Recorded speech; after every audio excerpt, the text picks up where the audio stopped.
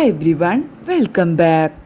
Joseph Vijay Chandrasekhar എന്ന വിജയ്ക്ക് ഒഫീഷ്യലായി ജാതിയില്ല. അതുകൊണ്ട് തന്നെ വിജയുടെ വോട്ട് ബേസിലും ജാതിയില്ല. വിജയ് വന്യർ ക്ഷത്രിയ ജാതിയാണ്. അതീവ പിന്നോക്ക വിഭാഗത്തിലാണ് വന്യർ സമൂഹത്തെ ഉൾപ്പെടുത്തിയിരിക്കുന്നത്.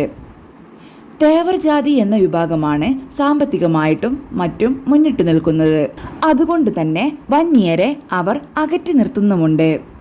എന്നാൽ ഒരു തമിഴൻ എന്ന നിലയിൽ വിജയ് എന്ന നടനെ തേവർ സമൂഹം ആരാധിക്കുന്നു.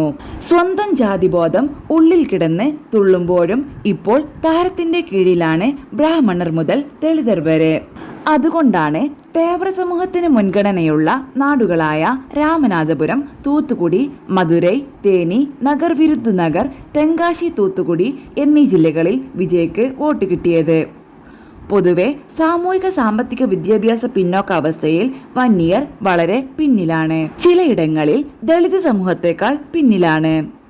ദളിതരോട് വന്യർ സമൂഹം ചേർന്ന് ജീവിക്കുന്നത് തേവർ ജാതിയുമായുള്ള തങ്ങളുടെ ജാതി സംഘർഷം ഒഴിവാക്കാൻ വേണ്ടിയും സാമൂഹിക ഒഴിവാക്കൽ തടയാൻ വേണ്ടിയുമാണ്. വിജയ് മുഖ്യമന്ത്രിയായ ശേഷം ഒപ്പിട്ട തീരുമാനങ്ങൾ ഇതൊക്കെയാണ്.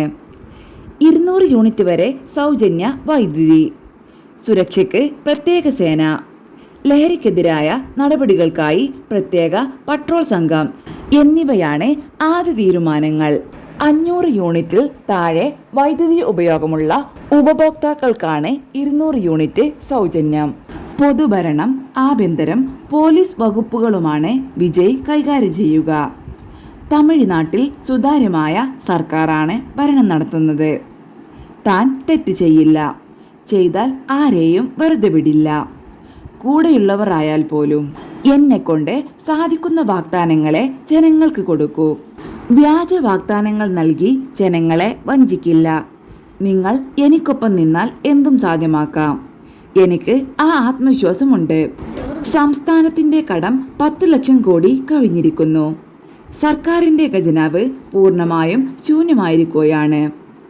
വലിയ ഭാരമാണ് സർക്കാരിനുള്ളത്. ഇത്തരം സാഹചര്യത്തിലാണ് ഞങ്ങൾ ഈ ഉത്തരവാദിത്തം ഏറ്റെടുത്തിരിക്കുന്നത്.